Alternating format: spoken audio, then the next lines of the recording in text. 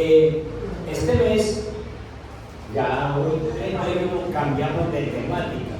Veníamos hablando de la segunda venida del Señor y ya paremos ahí, no es porque se hayan acabado los temas, sino porque tenemos la dinámica de mes por mes cambiar un tema que ustedes digan: en la iglesia estamos trabajando con esta temática.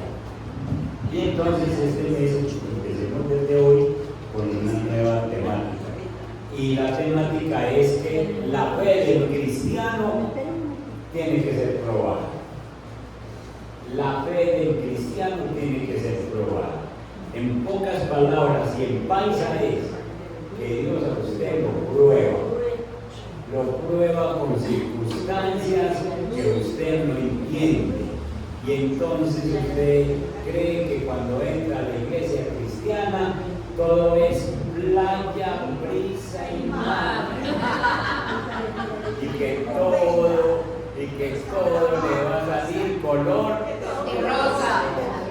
Y resulta que uno empieza a orarle al Señor y empiezan a ver cositas, de apretones de cuello, que uno dice: pero ¿por qué me está pasando? ¿Pero dónde está Dios? Pues, pero yo no me volví cristiano, pues, pero a ver, y resulta que el Señor nos prueba la fe. Igual que cuando usted está en el colegio y el profesor llega un día que no le avisa y le dice: saquen una hojita. Ay, sí. Y entonces ahí mismo uno como que saquen una hojita. Y entonces uno ahí mismo dice: yo que no estudié, y yo que no he hecho nada. Y le va a probar es lo que ha aprendido de sus hijitas que le ha enseñado. Así es el Señor cuando nos prueba nuestra fe. Entonces, la fe del cristiano debe ser probada. Vámonos a la primera carta de Pedro. La carta de Pedro.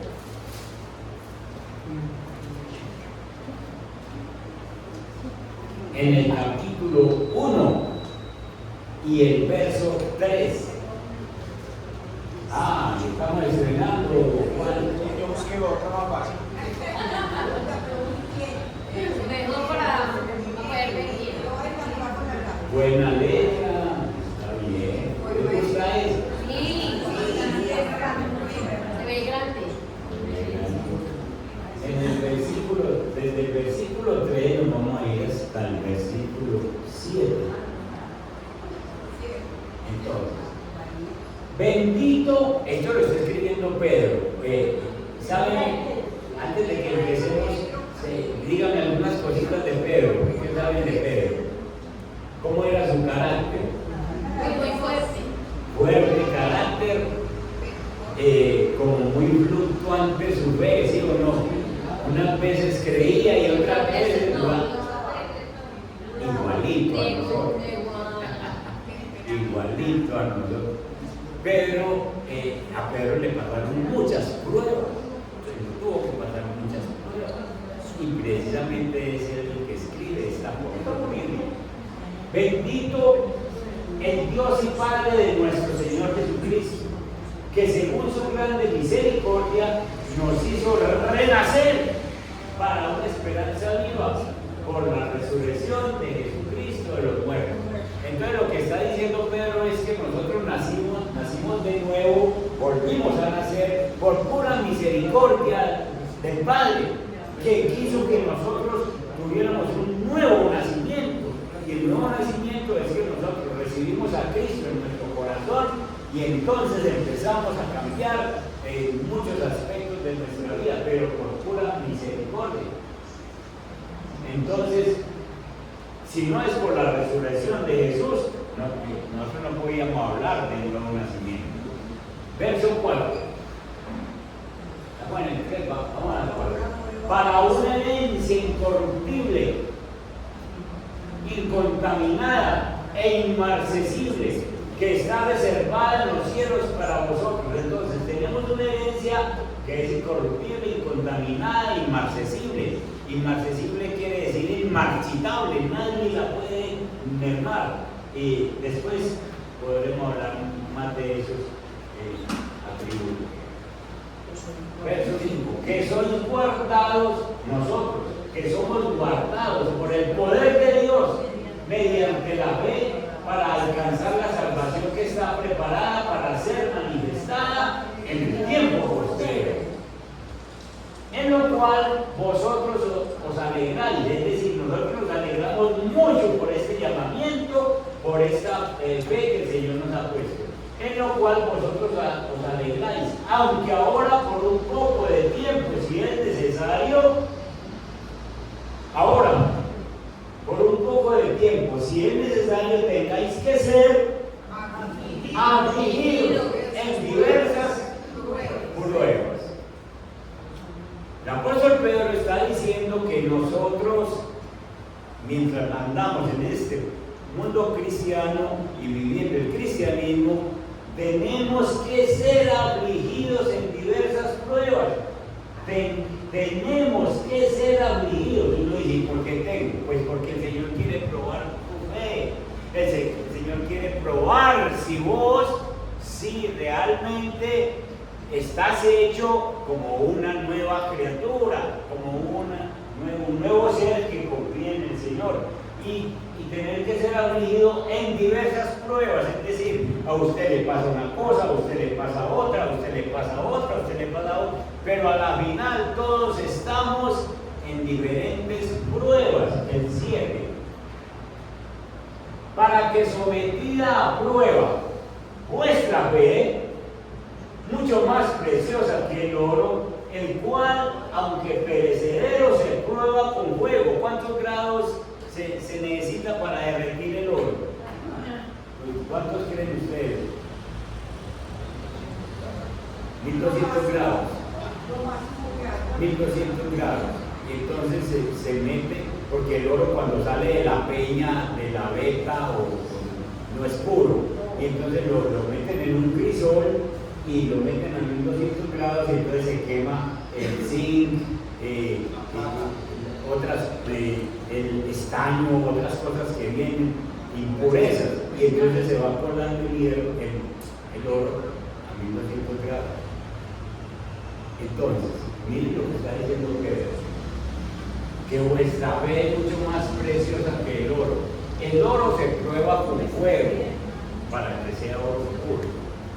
La fe se prueba, es más preciosa, y entonces por eso son esas pruebas que nos vienen. El cual, el oro, aunque perecedero, se prueba con fuego. Entonces nuestra fe se hallará en alabanza, gloria y honra cuando sea manifestado Jesucristo. Es decir, que nuestra fe es probada igual que el oro, pero después de que pasa la prueba, entonces nuestra fe es allá en gloria, en honra, en alabanza, cuando Cristo se manifieste por la segunda vez. Entonces va a decir, buen siervo, te sostuviste en la fe, buena sierva, te sostuviste en la fe. Y entonces no solo nosotros alabamos a Dios, sino que Dios nos dará a nosotros esa recompensa que nos tiene prometida. Entonces, con ese pasaje en mente de que todos tenemos que ser probados, vamos a empezar esta temática de todo este mes de septiembre sobre el propósito de las pruebas, el propósito de ser probados. ¿Qué son las pruebas entonces? Las pruebas se pueden definir de muchas maneras, pero tengan en cuenta un solo detalle. Las pruebas son situaciones que el mismo Dios nos permite tener para mirar de qué estamos hechos los cristianos.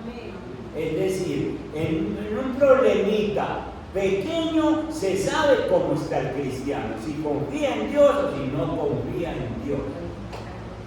Si ha leído Biblia y pone en práctica lo que ha leído, entonces Dios sencillamente, como les dije ahora, igual que un profesor le hace a un muchacho un examen para ver si aprendió y lo puede promover al próximo curso, y así lo mismo Dios. Y Dios sí que es buen maestro, que es buen profesor, Él sabe a quién promueve en diferentes escalones. Entonces son desafíos que Dios nos permite. ¿Quién es el responsable de nuestras pruebas. ¿Quién nos pone las pruebas? Puede ser el diablo, o puede ser las personas, o puede ser Dios. ¿Quién creen ustedes que es? Dios es el único que prueba. Las tentaciones las pone el diablo, porque las tentaciones es para hacerte caer. Las pruebas son diferentes y las pruebas las pone Dios para promovernos. Entonces, una tentación es del diablo para tumbarte, para sacarte del camino cristiano, para alejarte de Dios. Una prueba es diferente a una tentación porque la prueba la pone Dios con el único fin de promoverte a un escalón mayor. Amén. Listo. Y entonces tenemos qué son y quién las pone. Antes de irnos de quién pone las pruebas, miremos a Proverbios 17:3 para que tengamos un sustento bíblico de quién es el que pone las pruebas. Proverbios 17:3, lleguen pues. Varias versiones, por favor, si alguien tiene otra versión. Aquí tenemos esta versión, dice: el crisol para la plata y la hornaza para el oro, pero Jehová prueba los corazones. Para que ustedes no digan, ¿qué pasó, Dios? No, lo dice así. El Señor es el que pone las pruebas. Él es el que prueba los corazones. ¿Quién tiene otra cita? Que no sea esta versión. Pastor. A ver, cuente. Dice que en el crisol se prueba la plata y en el horno se prueba el oro, pero el corazón lo prueba el Señor. Amén. El horno, la hornaza es el horno. Entonces, el crisol y el horno se utilizan para los metales, pero para los corazones de los hombres y de las mujeres, el Señor es el que prueba los corazones. Amén. Amén. Entonces ahí tiene sustento bíblico, para que sepan que Dios es el que nos pone pruebas. Las pruebas, ¿para qué nos manda el Señor a probar? Porque el Señor quiere formar nuestro carácter, porque el Señor quiere desarrollar nuestro caminar espiritual creyéndole a Él. Y entonces, en la medida que nos va probando, no es que Él se vaya dando cuenta, porque es que Él sabe cómo vamos a responder, no, sino que nos dice, nos quiere hacer notar a nosotros en qué punto vamos. Por ejemplo, cuando Dios sacó al pueblo de Israel, lo metió a dónde? Al desierto. Al desierto. Y en el desierto les iba probando la fe. Entonces, no tenían agua y se pusieron a llorar. Nos hubiéramos quedado en Egipto. Y el Señor les dice: esta gente no me cree. Esta gente cree que yo lo saqué al desierto para matarlos, para que murieran.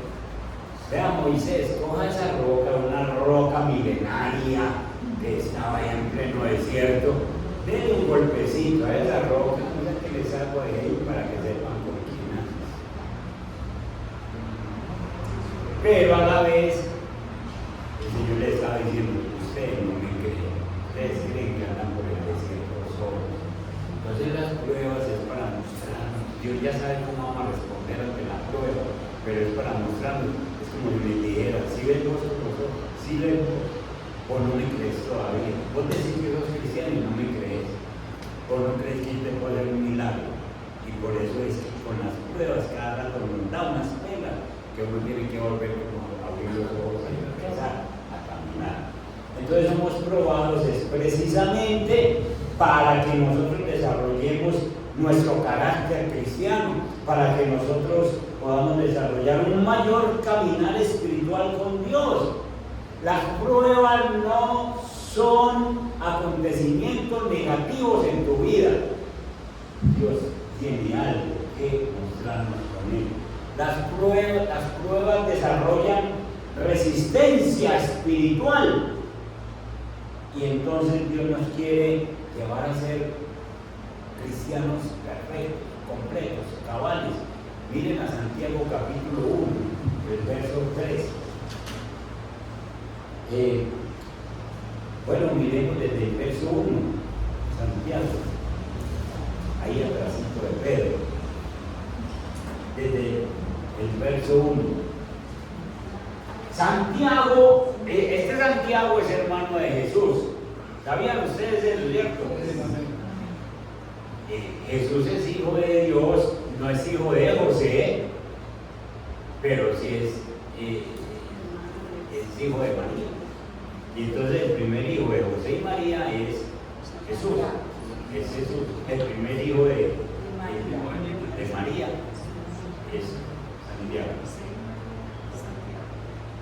A ver, desde el primer hijo que Dios le dio es Jesús, pero no es hijo de José. El segundo hijo es Santiago, que es hijo de José y de María. Entonces viene a ser hermano medio. Hermano medio. Santiago, siervo de Dios y del Señor Jesucristo, a los 12 tribus que están en la dispersión. Salud. Hermanos míos, lean eso duro.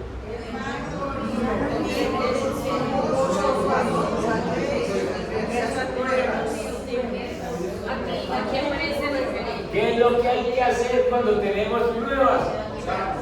Ser felices. ¿Cómo te parece yo? Hermanos míos, tengan por sumo gozo cuando os halléis en diversas pruebas. Esto es lo que dice acá. Hermanos míos, considérense muy dichosos cuando tengan que enfrentarse con diversas pruebas. Cuando tengan que enfrentar, este Santiago sí que tiene la sabiduría, pues, para decir, estás pasando pruebas, siéntase feliz, porque es que si usted es un hombre, si usted es una mujer, fiel a Dios, Dios lo está probando, es para promoverlo. Y entonces, si no lo probara es porque no lo tiene en cuenta, pero si te está probando, es porque te tiene en cuenta para promoverte una bendición. ¿Le parece? El verso 3. Sabiendo que la prueba de vuestra fe produce paciencia, mas tenga la paciencia su obra completa para que seáis perfectos y cabales exterminados sin que os falte cosa alguna. Cuando pasamos pruebas, cuando pasamos dificultades, los cristianos, estoy hablando de personas que confiamos en Dios, cuando tenemos dificultades y salimos adelante, el Señor nos está perfeccionando y somos perfectos y cabales en cualquier situación. Y entonces, de ahora en adelante, usted va a mirar las pruebas y las situaciones, y yo no sé cómo va a ser, pues, pero hay que mostrarse gozoso. A ver, hermano. El pastor me corrige porque estoy equivocado. Con la palabra perfecto no quiere decir que ya somos perfectos y que no vamos a fallar, sino que estamos madurando. Porque la perfección la vamos a alcanzar cuando estemos arriba. Esa es. Bueno, entonces tenemos que ya definimos qué son las pruebas, quién es el responsable de nuestras pruebas y por qué somos probados. Ahora, ¿a ustedes le anuncian cuándo van a venir las pruebas? No. Porque es que nuestro Señor, nuestro Dios Todopoderoso, Él tiene todo el derecho a probar nuestra fe. Como el profesor tiene todo el derecho a probar lo que sabe el alumno. Y entonces Él no nos tiene que avisar. No nos tiene que avisar cuando viene una prueba a nuestra vida. De pronto resulta la situación, se enfermó mi papá. De repente. Fue al médico y le dice el médico, usted tiene cáncer. Y de pronto quimioterapias, de pronto. Y el Señor no le dijo que le iba a empezar, que le iba a probar de esa forma, a ver cómo estaba su fe. Madruga usted al trabajo y el jefe le llama a la oficina y le dice, ¿cómo te parece? Porque tengo una noticia. Y además trabaja en digital lógico. Y usted no esperaba él, ni lo había soñado, ni Dios le había Y entonces las pruebas no son avisadas. Un día, José, ¿se acuerdan de José del Antiguo Testamento? El papá Jacob le dice: vaya, llévenle almuerzo a esos muchachos que están apacentando las ovejas en tal lugar. Y José coge sus almuercitos y se va a llevarle el almuerzo a los muchachos. Jacob no sabía que iba a empezar una etapa de 20 años de prueba para José, para Jacob también, pero iban a empezar 20 años y no sabía que llevando ese almuerzo iba a empezar una prueba. José, que era tan soñador, eso sí no lo soñó. Él no sabía que iba a empezar una prueba para él. Y empieza y se va y lleva el almuerzo, y apenas lo ven veniendo hermanos, dice: echémoslo a ese pozo. Ahí viene el soñador, y echémoslo a ese pozo, y lo echan al pozo. Después dicen: saquémoslo del pozo y vendámoslo a los egipcios, a los madianitas, y los madianitas lo compran y se lo llevan. Y después resulta ya en la casa de Potifar, después resulta en la cárcel, después resulta sirviéndole al faraón, y 20 años después. Pero con esa salidita del almuerzo empezó la prueba. ¿No la había y no quiere?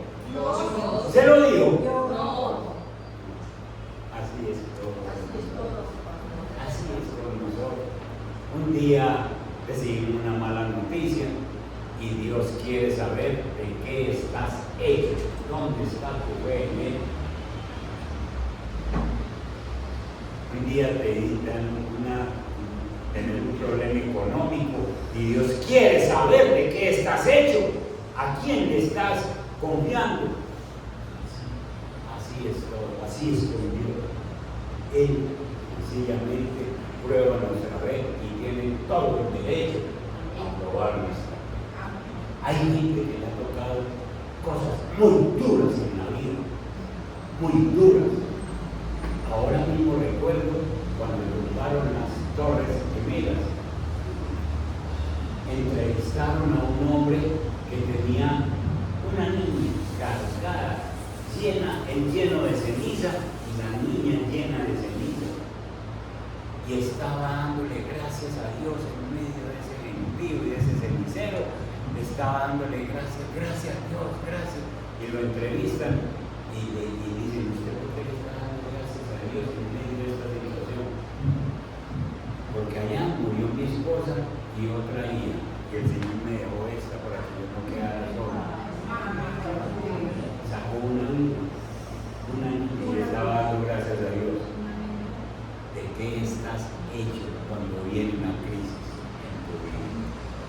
¿Cuál es la fe que tú tienes? Hay gente que le ha tocado muy duro, más que a otros.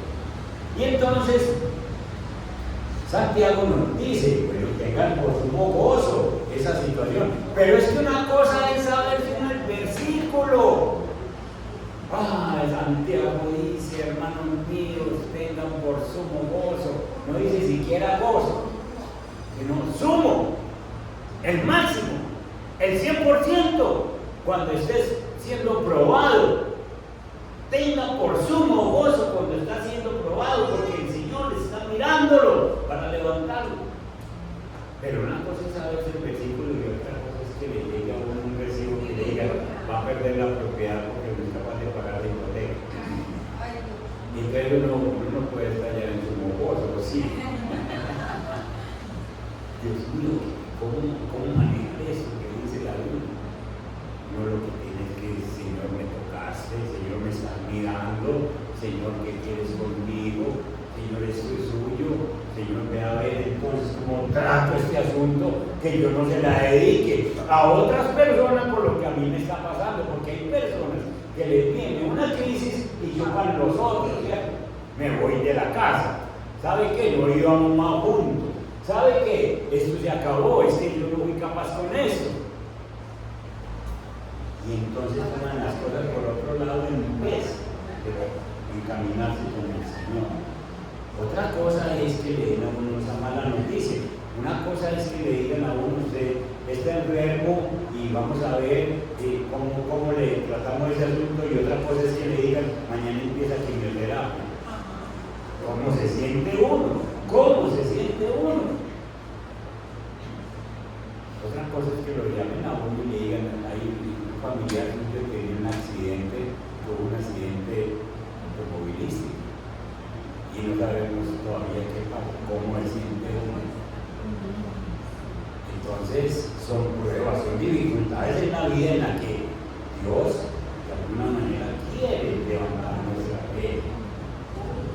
Cuando dice Pedro entonces que cuando la prueba pasa por el crisol más que el oro, cuando la prueba sale victoriosa, la persona sale victoriosa de la prueba, entonces viene como esa dulzura de haber pasado la prueba, y esa dulzura en la que Dios le dice, mire que yo le tenía algo mejor, mire que usted no pensaba, usted no sabía de esto, pero yo le tenía algo mejor para usted. Y viene la dulzura de haber soportado la prueba. Veamos algunas ventajas, algunos propósitos que Dios busca cuando nos prueba la fe. Primera ventaja o primer propósito: las pruebas profundizan tu vida de oración. Ojo con eso. Las pruebas profundizan tu vida de oración. Mientras nosotros estamos, que no pasa nada, que abro la nevera y hay comida, que miro para la familia y esposa bien, hijo bien, también no hay quebrantos de salud. La oración de uno es una oración rutinaria. Gracias, Señor, gracias, Padre, ahí está mi esposa, ahí está mi hijita, ahí tengo trabajo, Señor, ahí comida, gracias, Señor. Pero cuando viene la crisis, nuestra oración se dispara. Nuestra oración entonces tiene que ser otra. Nuestra oración se levanta cuando estamos abrumados, cuando estamos angustiados. Miren ustedes, vayan conmigo a 2 de Crónicas, capítulo 20, y entonces encontramos aquí 2 de Crónicas, capítulo 20, y encontramos a Josafat, el rey de Israel. El rey de Israel está siendo acosado por 3 pueblos y está cercado. Y mientras tanto, que no pasaba nada, que no lo tenían cercado, la oración de él era sencilla. Gracias, Señor, estamos aquí y gracias por cuidarnos. Pero ahora, miren ustedes, en el verso 10 se han juntado ¿Capítulo qué, perdón? 20:10. Ahí está. Entonces, ahora puede ser aquí los hijos de Amón y los hijos de Moab y los del monte de Seir, 3 pueblos. ¿Ustedes saben quiénes son los hijos de Amón y de Moab? ¿De dónde vienen? De la familia de Lot, de la ciudad de Lot. De la familia de Lot. Son los amonitas y los moabitas, que por ese incesto que ocurrió allá, esta gente se convirtieron en los peores enemigos de Israel toda la vida. Y entonces se juntaron Amón, Moab y los del monte de Seir, a cuya tierra no quisiste que pasase Israel. He aquí, ellos nos dan el pago viniendo a arrojarnos de la heredad que tú nos diste en posesión. Es decir, ellos tenían una tierra. Y vienen estos amonitas y estos moabitas a decirles: se van de aquí, salen de aquí. Y están bien armados y los van a echar ese día de la propiedad donde ellos están. Sí. Miren esta pregunta a este hombre. Él estaba normal, pero un día amanece y le mandan, cuando ellos mandaban emisarios a caballo, les decían: vea, miren para allá, y las montañas cercanas de soldados. ¿Sabe qué manda a decir el jefe? Que desocúpenos y no que los matamos a todos. Eso dispara la oración. Para un creyente, para un incrédulo, él mete bajo la tierra, sale corriendo. Pero para un creyente dispara la oración, debe disparar la oración, debe profundizar. Señor, yo creo en ti. Mire, oh Dios nuestro, no lo juzgarás tú, porque en nosotros no hay fuerza contra tan grande multitud. ¿Multitud qué?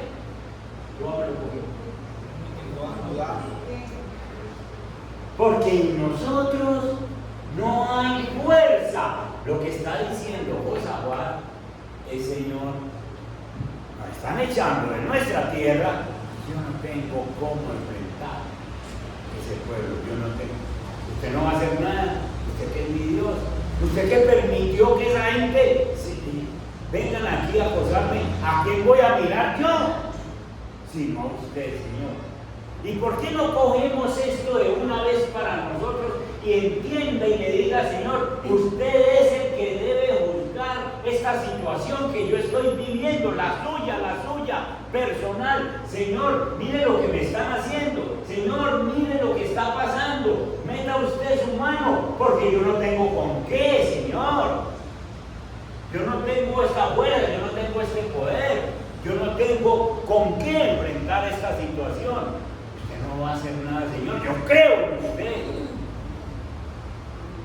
Las crisis disparan la oración. Eso es lo que busca el Señor.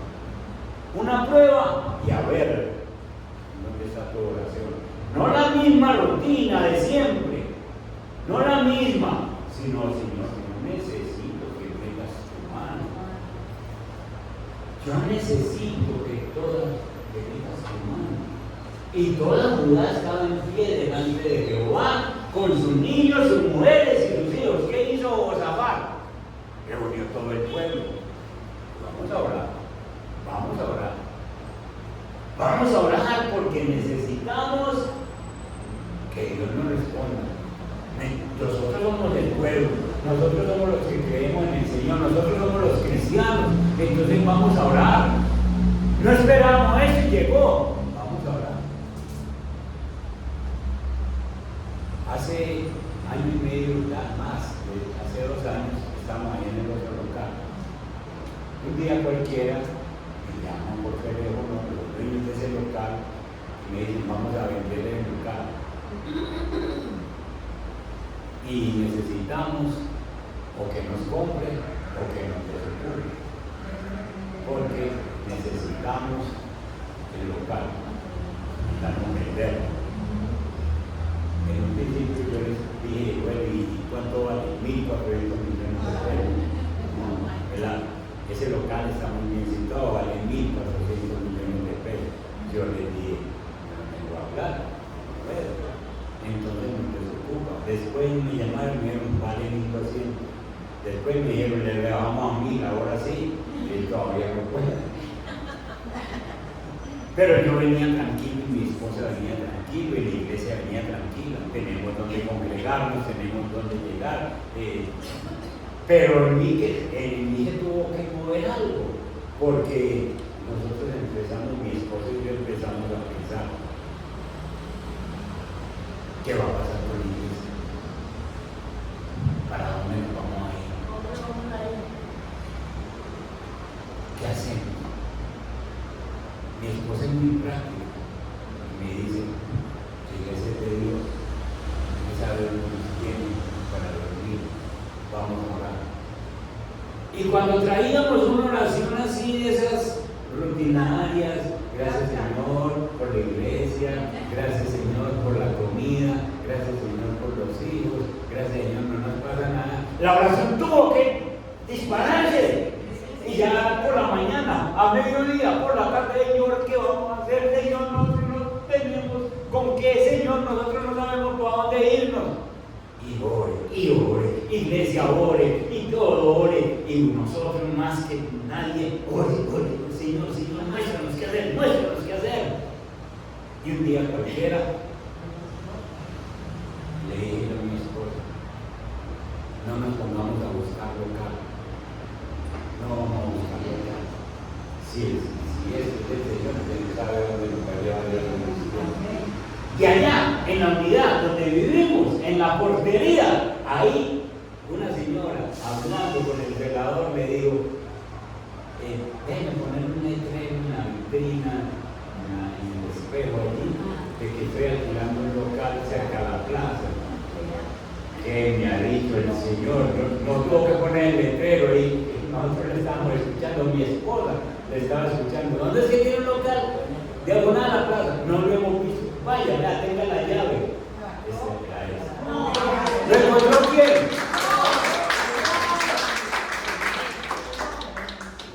Pero se había disparado la pasión. Y el desespero en mí, sobre todo. Yo soy más desesperado que mi esposa. El desespero en mí no lo creía nadie. Señor, ¿qué va a pasar? Señor, ¿qué va a pasar? Señor, ¿qué va a pasar? Señor, ¿a dónde me voy yo con mi iglesia? Señor, yo no tengo la plata. Y algunos me decían, déjeme, yo juego un baloto, no sé qué, y yo, ya que lo gané. Además de tener la plata que Dios nos va a dar. Hermano, ese es un ejemplo que explica conmigo de cómo una prueba lo tiene que disparar a uno a la oración. Dios lo permitió, Dios no la había podido dejar allá. Es más, no la había podido dar porque pero Dios quiere otras cosas con uno. ¿Sí? Y entonces sencillamente es el deseo de Dios y el mismo ser demuestra muestra humildad que yo le quiero es promover. Mira que yo lo que quiero. Y esa prueba que a mí me duró como casi 8 meses, orando sin ver nada, yo desesperadito, pero sencillamente Dios, usted sabe, yo no tengo con qué, digo Josafat, yo no tengo con qué, ni plata, ni tengo poder, pero usted va a hacer algo, no harás nada, Señor, no harás nada. El Señor hizo. Acuérdese, cuando usted tenga una crisis, una prueba, lo que Dios está buscando es que usted suba a su nivel de no, que vas a poner el aviso que se vende, vas a estar en la iglesia, vas a aviso que se vende. todavía, año y medio después. No ha podido todavía. Pastor, cuando yo me vine de Bucaramanga para acá a buscar una casa, mi esposo pues está pensionado y yo no, a los pensionados no me reciben. Y yo le dije, yo tengo un cuidador, me dijo, ¿pero qué hace? Le dije, él está en el cielo. Amén. Y me dijo, me miraba así toda extraña en la agencia. Señora, ¿usted está cuerda? Le dije, sí, muy cuerda. Yo tengo una casa en Bucaramanga, no, eso no nos sirve porque los abogados cobran mucho si usted queda mal. Y le dije yo a mi esposo, bueno, sigamos donde su tío pues. Como a la semana nos llamaron de la agencia. Señora, el dueño aceptó con el respaldo de la casa. Yo le dije, el fiador dijo, no, le va a respaldar la casa. Oh, espere otro ratico, ore más, levántese y el Señor lo saca de esa situación. Él demuestra qué es lo que quiere con usted. Miremos otro ejemplo, vayan conmigo a Nehemías, capítulo 1. Nehemías.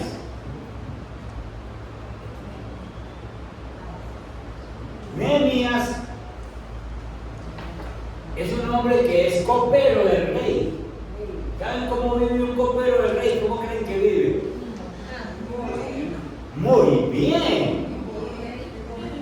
Prueba las mejores comidas, porque el rey no come si no ve al copero comer. Pero también está el riesgo. El mejor vino, sí, pero tiene un puesto que es inigualable.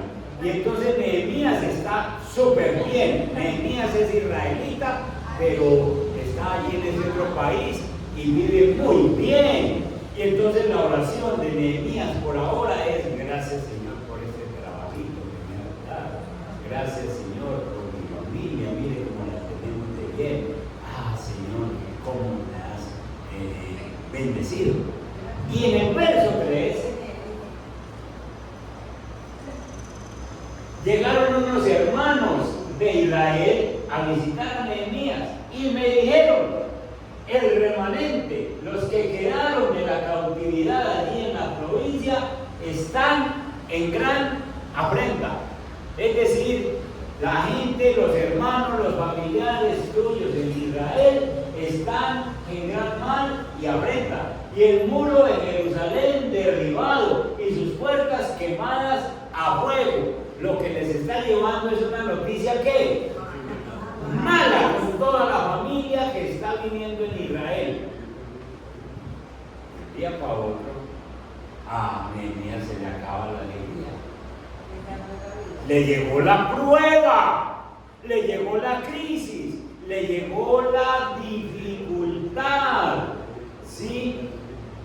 Y entonces, cuando la oración era así suavecita, en agradecimiento al Señor, verso 4, cuando oí estas palabras, me senté y ¿qué? Lloré. ¿Había llorado ayer? No. ¿Le tocó llorar? Hoy. Porque hoy recibió la mala noticia, así nos pasa a todos. Ayer que dice, y hoy una mala noticia, y lloré. Pero no solo lloró, e hice duelo por algunos días. ¿Y también qué? Ayuné. ¿Y también qué?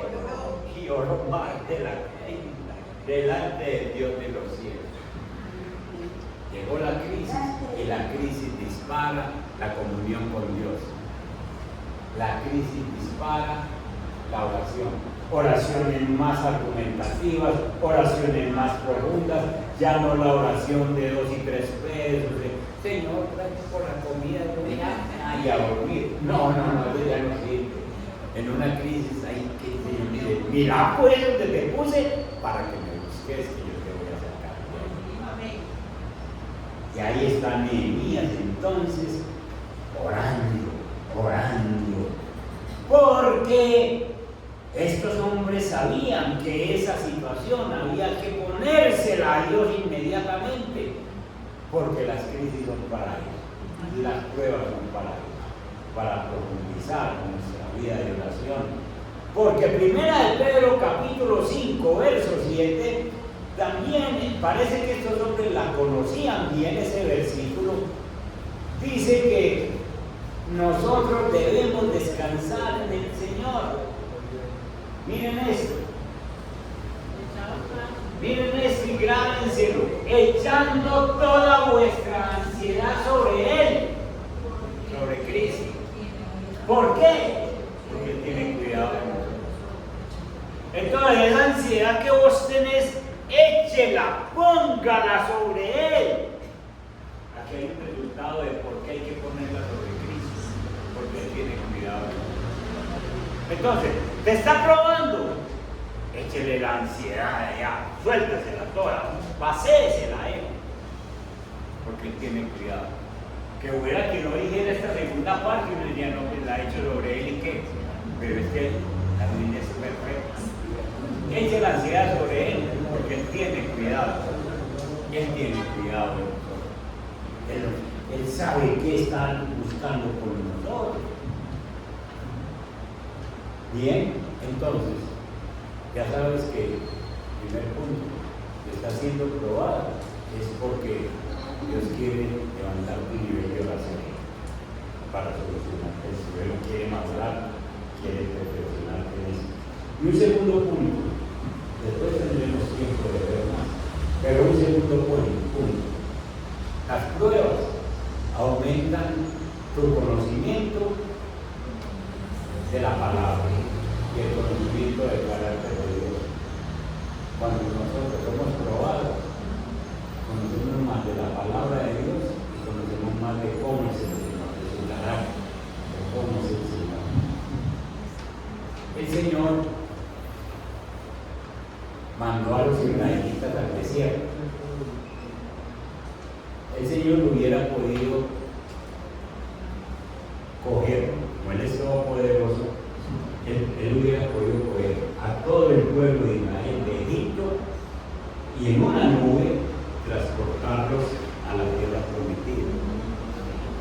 había podido hacer eso. Pero él los puso a caminar por todo el desierto. Porque los israelitas venían de ser muy cómodos. Los israelitas dicen que comían, hacían ollas de sancocho con cebolla y ajo y carne allá en Egipto. Y entonces, ¿cómo comíamos allá? Y ahora el Señor los mete al desierto. Porque necesita minarlo, porque necesita probarlo, porque necesita hacerlos hombres. El Señor no los manda para la tierra por prometida de una vez, porque hace los comeneos cananeos con una sola batalla. Ellos no saben ni pelear. Acuérdense que ellos eran pastores de ovejas. Ellos no saben por una espada. Entonces el Señor dice, yo los meto allá, me lo acaban en un ratico cananeos. Pero el desierto los pule, el desierto los afina. Las pruebas afinan a una persona. Y entonces el Señor los mete al desierto para probarlos. Vayan conmigo a Deuteronomio capítulo 8, el verso 3.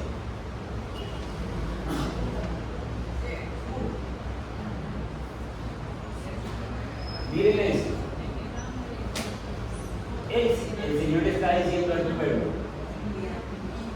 yo te metí al desierto y el Señor el que te metió al desierto y te afligió y te hizo tener hambre en el desierto y te sustentó con maná, comida que no conocías tú ni tus padres la habían conocido, para hacerte saber que no solo de pan vivirá el hombre, mas de todo lo que sale de la boca de Jehová vivirá el hombre.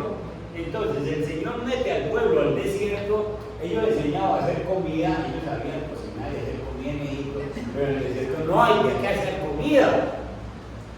Y entonces ellos empiezan a llorar, ay, ¿qué vamos a hacer? Nos vamos a morir de hambre. Este Moisés nos trajo para este desierto a morirnos de hambre. Y el Señor, después de que los ve llorar, le dice literalmente: usted a mí no me cree. Ustedes creen que yo los traje a este desierto a morir. ¿Por qué se la montan a Moisés? ¿Por qué se la montan a Aarón? Si ellos no los metieron, yo fui el que los metí al desierto. Y ustedes están creyendo que yo no soy capaz de darles ni agua en el desierto, ni comida en el desierto. Y con una sola palabra les manda maná del cielo. Maná del cielo, que ellos no la tenían ni que cocinar, que ellos no tenían sino que levantarse por las mañanas y recogerla, porque había un rocío del cielo y bajaban esas hojuelas así grandotas que sabían a miel y más nutritivas que cualquier cosa, porque eso está en el cielo. Ni colesterol, ni triglicéridos. No subía de peso, había azúcar. Pura energía Pura fibra. traída del cielo, que no les hiciera daño en el desierto, y no tenían sino que recogerla todas las mañanas, recojan, porque todos los días les mandaba, todos los días para amanecer ese rocío empezaba a descender del cielo, para enseñarles que no solo de pan vive el hombre, sino de toda palabra que sale de la boca del Señor. Es decir, yo hablo y las cosas se dan. Por eso están ustedes en el desierto, precisamente para que ustedes,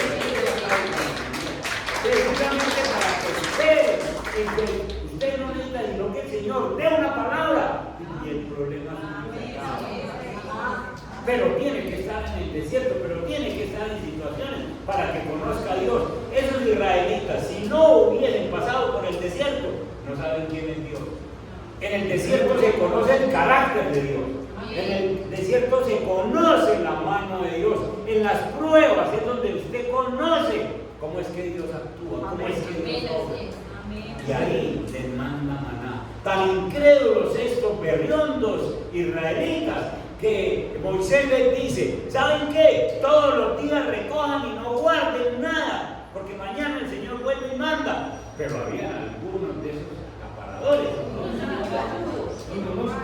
que gobiernan, que va de pronto el Señor no viene mañana, de pronto el Señor se nos enferma mañana y qué tal que no manda, de pronto el Señor amanece aburrido mañana y qué tal que no nos manda.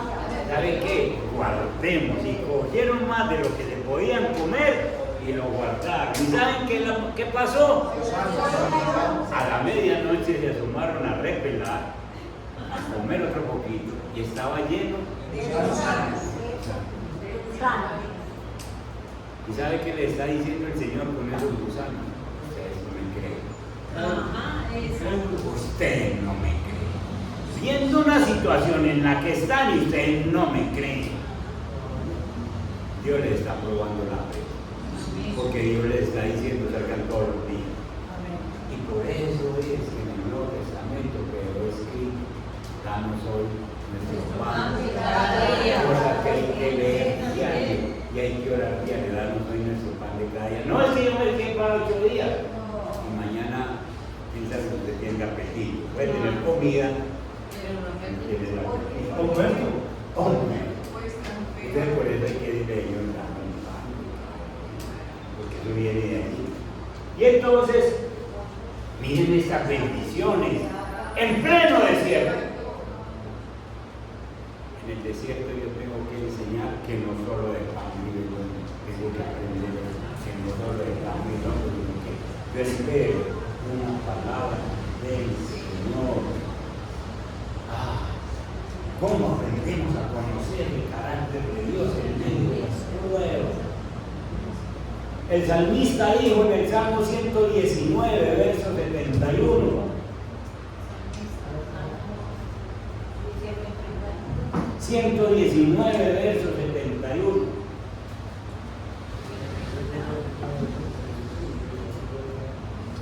Miren ese otro.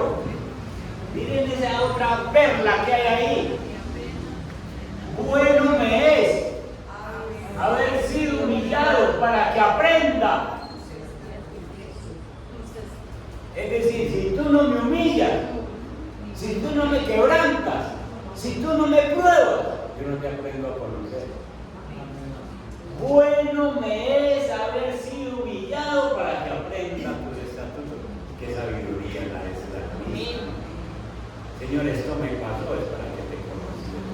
Cuando vos pasas una prueba económica, familiar, de salud, relacional, la que sea, de trabajo, cuando vos pasas una prueba familiar, la que sea, Dios te está enseñando que lo necesario para que aprendas a conocerlo a Él. En la situación que te esté pasando ahora, en la que sea que te está pasando, mire a Dios, que Dios le tiene la salida. Amén. Amén.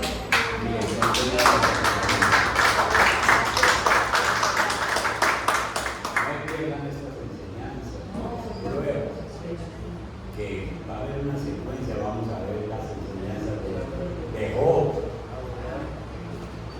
cómo Dios lo trató. Abraham le pidió una prueba que es máxima, que no le ha pedido a nadie más, porque nadie más es capaz de darla. Las pruebas de José, las pruebas de Jesús, las que pasó en la tierra, la perdón. Cierren sus ojitos, quédense ahí sentaditos, pero con